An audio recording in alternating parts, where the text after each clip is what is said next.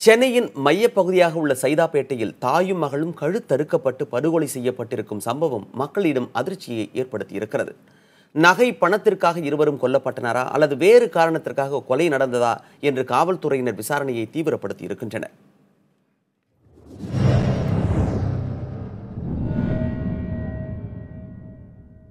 Chennai Saidapet KP கோவில் தெருவில் அடுக்குமாடி குடியிருப்பு ஒன்று உள்ளது. இதில் உள்ள வீடு ஒன்றில் ஹேமலதா என்பவரும் அவரது மகள் ஜெயலட்சுமியும் வசித்து வந்தனர். மாலை முடிந்து இரவுக்குள் நுழையும் தருணத்தில் அருகில் வசிக்கும் வீட்டினர் ஹேமலதா ஜெயலட்சுமி இருவரின் நடமாட்டமும் இல்லாதது கண்டு வீட்டில் எட்டி பார்த்ததாக கூறப்படுகிறது. அங்கு தாய் ஹேமலதாவும் அவரது மகள் ஜெயலட்சுமியும் கழுத்து அறுபட்ட நிலையில் படுகொலை செய்யப்பட்டு கிடப்பதைக் கண்டு காவல்துறையினருக்கு தகவல் கூறியதாக தெரிகிறது. நிகழ்விடத்திற்கு வந்த சைதாப்பேட்டை காவல் நிலைய காவலர்கள் இருவரது உடலையும் கைப்பற்றி விசாரணையை முடுக்கிவிட்டிருக்கின்றனர். படுகொலை செய்யப்பட்ட ஹேமலதா அண்ணா பல்கலைக்கழக ஊழியர் ஆவார்.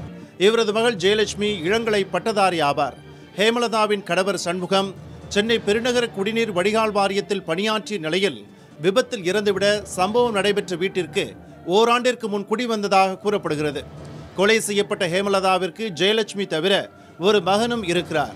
இருவரும் காலையிலோ அல்லது பகலிலோ கொலை செய்யப்பட்டிருக்கலாம் என தெரிகிறது. மக்கள் நடமாட்டம் அதிகமுள்ள பகுதியான சைதாப்பேட்டையில் அடுக்குமாடி குடியிருப்பில் தாயும் மகளும் படுகொலை செய்யப்பட்டிருப்பது சென்னை பெருநகர மக்களிடம் அதிர்வலைகளை ஏற்படுத்தியிருக்கிறது.